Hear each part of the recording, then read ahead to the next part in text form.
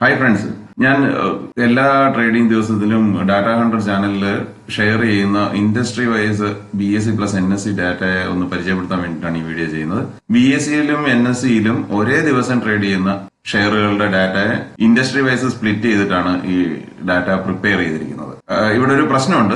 ഒരു എക്സ്ചേഞ്ചിൽ മാത്രം ലിസ്റ്റ് ചെയ്തിട്ടുള്ളതോ രണ്ട് എക്സ്ചേഞ്ചിലും ലിസ്റ്റ് ചെയ്തിട്ടുണ്ടെങ്കിലും ഒരു എക്സ്ചേഞ്ചിൽ മാത്രം ആ ദിവസം ട്രേഡ് നടന്നാലും ഈ ലിസ്റ്റിനകത്ത് വരത്തില്ല. പിന്നെ അത് കൂടാതെ ISIN വെച്ചിട്ടാണ് ഞാൻ ഈ രണ്ട് ഡാറ്റയെ കമ്പൈൻ ചെയ്തിരിക്കുന്നത്. അപ്പൊ ചില സമയങ്ങളിൽ ISIN മാറ്റം ഉണ്ടാകുന്നതായിട്ട് കണ്ടിട്ടുണ്ട്.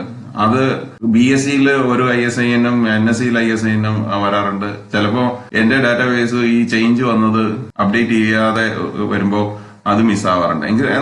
അങ്ങനെ ഒക്കെ ആണെങ്കിൽ തന്നെ ഏകദേശം ഒരു 90% ട്രേഡ് BScയിലും NSCയിലും നടക്കുന്നതിന്റെ ഒരു ഡാറ്റയുടെ ഒരു സമ്മറി നമുക്ക് ഇതിനകത്തുനിന്ന് കണ്ടെത്താനാവും. ഇതില് ഏകദേശം പകുതി ഡാറ്റ ട്രേഡിംഗിന്റെ ആണ്, ബാക്കി പകുതി ഫണ്ടമെന്റൽസ് ആണ്. ബേസിക് ഫണ്ടമെന്റൽസ് ആണ് ഞാൻ ഇതിനകത്ത് ഇത് ചെയ്തിരിക്കുന്നത്. അത് ഒരു പഴയ ഡേറ്റിലെ ആയിരിക്കും, ഇമ്മീഡിയറ്റ് ഡേറ്റിലെ ആയിരിക്കില്ല.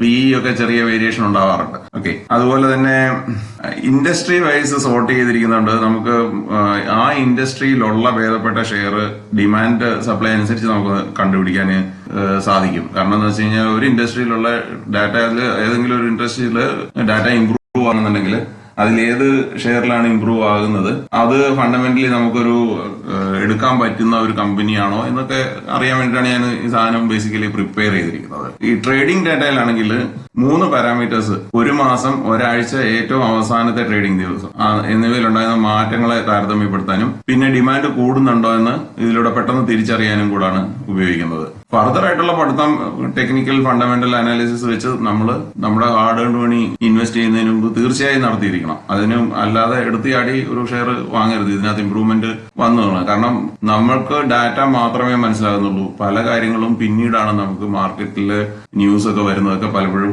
പിന്നീടാണ്. ഇങ്ങനെ ഒരു ഡാറ്റ ഉണ്ടാക്കിയതിന്റെ കാരണങ്ങൾ ഞാൻ ഫർദർ പറയാം. എങ്കിൽ തന്നെ അപൂർവം ചില അവസരത്തിൽ നമുക്കറിയാത്ത എന്തെങ്കിലും മറ്റു കാരണങ്ങൾ കൊണ്ട് ആ ഷെയറിന്റെ വാല്യൂ കുറഞ്ഞതായിട്ട് ഞാൻ ശ്രദ്ധിച്ചിട്ടുണ്ട്. എങ്കിലും ഒരു നല്ല പെർസെന്റേജ് ഓഫ് സക്സസ് ഇതിനകത്ത് നിന്ന് എനിക്ക് കിട്ടുന്നതുകൊണ്ടാണ് ഞാൻ ഈ വീഡിയോ തന്നെ ചെയ്തത്. ഇനി നമുക്ക് ഡാറ്റയിലോട്ട് പോവാം. മുകളിൽ പറഞ്ഞിരിക്കുന്ന ഈ 3 പീരിയോഡിസിറ്റിയിലുള്ള BSc+NSC ടേൺ ഓവർ, അതായത് BSc+NSC delivery quantity into average price, പിന്നെ BSc+NSC ഡെലിവറി പെർസെന്റേജ്, ഈ 3 പീരിയോഡിസിറ്റിയിൽ ആവറേജ് ട്രേഡ് വർത്ത് എന്ന് പറഞ്ഞു കഴിഞ്ഞാൽ BSc+NSCയുടെ ടേൺ ഓവറിനെ ടോട്ടൽ നമ്പർ ഓഫ് ട്രേഡ്സ് വെച്ചിട്ട് BScയിലും NSCയിലും കൂടെ നടന്ന എത്ര ട്രേഡിലാണ് അത്രയും ടേൺ ഓവർ ഉണ്ടായത് അത് ഡിവൈഡ് ചെയ്യുമ്പോൾ കിട്ടുന്ന വാല്യൂ ആണ്. അതിനെ ഒന്ന് റൗണ്ട് ഫിഗർ ആക്കിയിട്ടുണ്ടെന്ന് മാത്രം. ഇത് 3 നമുക്കൊന്ന് കമ്പയർ ചെയ്യുന്നത് എങ്ങനെയാണെന്ന് നമുക്ക് നോക്കാം. ഡെലിവറി ടേൺ ഓവർ കൂടുന്നുണ്ടെങ്കിൽ കൂടുതൽ പണത്തിന് അല്ലെങ്കിൽ കൂടുതൽ ആയിട്ട് ആ ഷെയറിൽ വാങ്ങൽ നടക്കുന്നു, അത് വിൽക്കുന്നില്ല, അല്ലെങ്കിൽ സാധാരണയിലധികം പണത്തിന് ആ ഷെയർ വാങ്ങി കൂട്ടി വെക്കുന്നു എന്ന് നമുക്ക് മനസ്സിലാക്കാൻ പറ്റും. അതിന്റെ കൂടെ തന്നെ ഡെലിവറി പെർസെന്റേജ് കൂടുന്നുണ്ടെങ്കിൽ ഈ വാങ്ങുന്ന ആൾക്കാര് ആ ഷെയർ വിൽക്കാൻ തയ്യാറാവുന്നില്ല. അപ്പൊ അവിടെ ഒരു പോസിറ്റിവിറ്റി കിട്ടാനായിട്ടുണ്ടല്ലോ. കാരണം ഒരു പ്രതീക്ഷയുള്ളത് കൊണ്ടാണ് അവർ വിറ്റുമാറാതെ. അഥവാ ആരെങ്കിലും വാങ്ങുന്നുണ്ടെങ്കിൽ അവരാണെങ്കിലും വിൽക്കുന്നില്ല അടുത്ത ദിവസങ്ങളിൽ. അപ്പോഴാണല്ലോ ഈ ഇതിൽ ഒരു ഇംപ്രൂവ്മെന്റ് ഉണ്ടാകുന്നത്. അതേപോലെ തന്നെ ആവറേജ് ട്രേഡ് വർത്ത്, ഒരു ട്രേഡിൽ തന്നെ ഇപ്പം 1 കോടി രൂപയ്ക്കാണ് ട്രേഡ് നടന്നത്, ടേൺ ഓവർ നടന്നത്. അതിനകത്ത് 100 പാർട്ടിസിപ്പന്റ് ആണെങ്കിൽ ഓരോ ട്രേഡും 1 ലക്ഷം രൂപയ്ക്കാണ് ട്രേഡ് ചെയ്യപ്പെട്ടത്. അതായത് അവിടെ വന്നിരിക്കുന്ന അതിൽ ഒരാളെങ്കിലും നല്ലൊരു എമൗണ്ടിന് വാങ്ങിയിട്ടുണ്ട്. അതേസമയം 1000 അല്ലെങ്കിൽ 10,000 പേരാണ് 1 കോടി ടേൺ ഓവർ ഉണ്ടാക്കുന്നതെങ്കിൽ വളരെ മീഗറായിട്ടുള്ള ഒരു എമൗണ്ടേ ഉള്ളത്. അതായത് അതിനകത്ത് റീറ്റെയിൽ ഇൻവെസ്റ്റേഴ്സ് ആണ് കൂടുതലും പാർട്ടിസിപ്പേറ്റ് ചെയ്തിരിക്കുന്നത്. അല്ലെങ്കിൽ ഒരാൾ തന്നെ മൾട്ടിപ്പിൾ ട്രേഡിലാണ് എൻട്രി എടുത്തിരിക്കുന്നതെന്ന് അത് നമുക്ക് തിരിച്ചറിയാൻ പറ്റത്തില്ല. എനിവേ, അങ്ങനെ ഈ 3 പാരാമീറ്റേഴ്സ് കൂടുന്നു എന്ന് പറഞ്ഞാൽ, അതായത് 1 മന്ത് ആവറേജിനേക്കാളും കൂടുതലാണ് 1 വീക്ക് ആവറേജ്, 1 വീക്ക് ആവറേജിനേക്കാൾ കൂടുതലാണ് ലേറ്റസ്റ്റ് ഡേയുടെ. അത് 3ലും ഇംപ്രൂവ്മെന്റ് ഉണ്ടെങ്കിൽ നമുക്ക് കുറെയൊക്കെ ഒരു പരിധി വരെ നമുക്കത് അസ്യൂം ചെയ്യാം. അതായത് ഡിമാൻഡ് കൂടിക്കൊണ്ടിരിക്കുകയാണ്.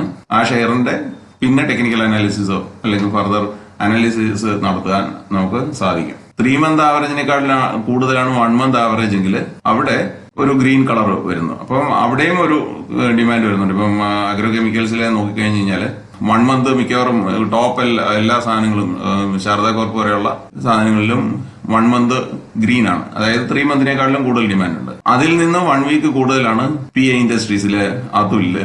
അതിനേക്കാൾ കൂടുതലാണ് ഈ PA ഇൻഡസ്ട്രീസിലും അതുലിലും ഒക്കെ 1 വീക്കില്. അതുലില് വേറൊരു കാര്യം കൂടെ ഉണ്ട്.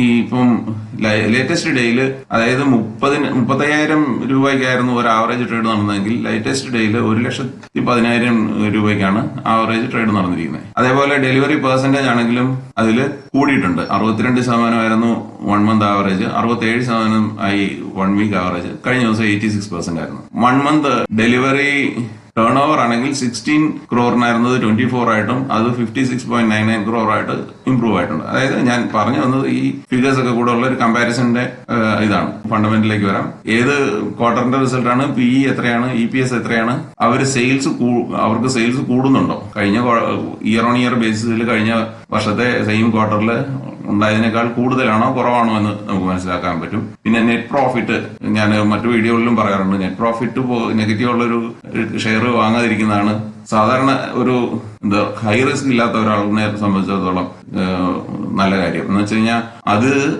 അഥവാ നമ്മളിപ്പം കടം വാങ്ങിയിട്ട് ആണ് ജീവിക്കുന്നതെങ്കിൽ അടുത്ത മാസം നമുക്ക് കടം വീടാനുള്ള ഒരു ലയബിലിറ്റി ഉണ്ട്, നമ്മുടെ നോർമൽ എക്സ്പെൻസസ് മീറ്റ് ചെയ്യാനുള്ള ഇതുണ്ട്. അതേപോലെ തന്നെ കമ്പനികൾക്കും ഇതേപോലെ തന്നെ അവരുടെ എംപ്ലോയീസിനും അല്ലെങ്കിൽ അവരുടെ റോ മെറ്റീരിയൽസിനും അവരുടെ മറ്റു കാര്യങ്ങൾക്കൊക്കെ തന്നെ പണം വേണ്ടി വരുമ്പോൾ അത് ഓൾറെഡി ലോസിലാണെന്നുണ്ടെങ്കിൽ അതിനെ കൂടെ കോമ്പൻസേറ്റ് ചെയ്യേണ്ട ഒരു ആവശ്യകത വരും.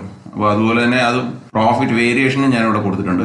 കഴിഞ്ഞ വർഷം ആ ക്വാർട്ടറിൽ എങ്ങനെയായിരുന്നു, അതിനേക്കാൾ കൂടുതലാണോ കുറവാണോ, അത് കമ്പാരിറ്റീവ്ലി ഇപ്പം പ്രോഫിറ്റ് ഉണ്ടാക്കുന്ന കമ്പനികൾ ചില സമയത്ത് ക്യാപെക്സിന് വേണ്ടിയിട്ടോ അല്ലെങ്കിൽ മറ്റേതെങ്കിലും ആവശ്യത്തിന് കുറച്ച് പണം ചെലവാക്കി നോക്കാം. അപ്പൊ അതിന് ഒരു വലിയ വേരിയേഷൻ ഇല്ലാത്തടത്തോളം കാലം അത് വലിയ ഡേഞ്ചർ ഉണ്ടെന്ന് ഞാൻ കരുതുന്നില്ല. പിന്നെ അൺപ്ലസ്ഡ് പ്രൊമോട്ടർ ഹോൾഡിംഗ് 30% ഉണ്ടെങ്കിലാണ് ഗ്രീൻ കളർ വരുന്നത്. ചേഞ്ച് ഇൻ പ്രൊമോട്ടർ ഹോൾഡിംഗ്, അവര് പ്രൊമോട്ടേഴ്സ് വിൽക്കുന്നുണ്ടോ എന്നറിയാൻ വേണ്ടിയിട്ടാണ്. PA ഇൻഡസ്ട്രീസിൽ ഇതേപോലെ നോക്കിക്കഴിഞ്ഞാൽ 4.62% വിറ്റതായിട്ടാണ് കാണുന്നത്. അതേപോലെ ഡെറ്റ് ഇക്വിറ്റി റേഷ്യോ, അവർക്ക് മാനേജബിൾ ഡെറ്റ് ആണോ ഉള്ളത്. കറന്റ് റേഷ്യോ, ലയബിലിറ്റിയെ അസറ്റ് വെച്ച് ഡിവൈഡ് ചെയ്യുമ്പോൾ അവർക്ക് കൂടുതൽ അസറ്റ് ഉണ്ടോ എന്ന് മനസ്സിലാക്കാൻ പറ്റും. Return on capital employed, market capital, ഈ ഇത്രയും കാര്യങ്ങളാണ് ഞാൻ ഇൻക്ലൂഡ് ചെയ്തിരിക്കുന്നത്.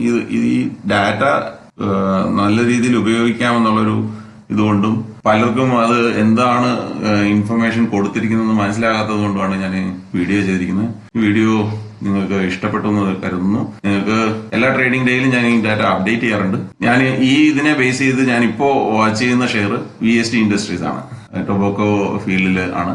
അപ്പൊ ഇവിടെ താഴോട്ട് പോയി കഴിഞ്ഞാൽ 1300-ലധികം കമ്പനികളുടെ ഓൾമോസ്റ്റ് 100-ലധികം ഇൻഡസ്ട്രിയിൽ സ്പ്ലിറ്റ് ചെയ്തിട്ടാണ് ഈ ഇൻഫർമേഷൻ കൊടുത്തിരിക്കുന്നത്. ചെറിയ എറേഴ്സ് കൊണ്ടാവാം, അത് വലിയ കാര്യമാക്കണ്ട. കാരണം ഇത്രയും ഹ്യൂജ് ഡാറ്റ കമ്പയർ ചെയ്യുമ്പോൾ, ഒരു സിംഗിൾ ഹാൻഡഡ്ലി കമ്പയർ ചെയ്യുമ്പോൾ ചില എറേഴ്സ് ഉണ്ടാവാനുള്ള എല്ലാ സാധ്യതകളും ഉണ്ട്. അതുകൊണ്ടാണ് ഞാൻ പറയുന്നത്, ഫർദർ പഠിച്ചിട്ട് വേണം ഇത് ചെയ്യുന്നത്. വീഡിയോ വാച്ച് ചെയ്തതിന് വളരെ നന്ദി. Thank you very much.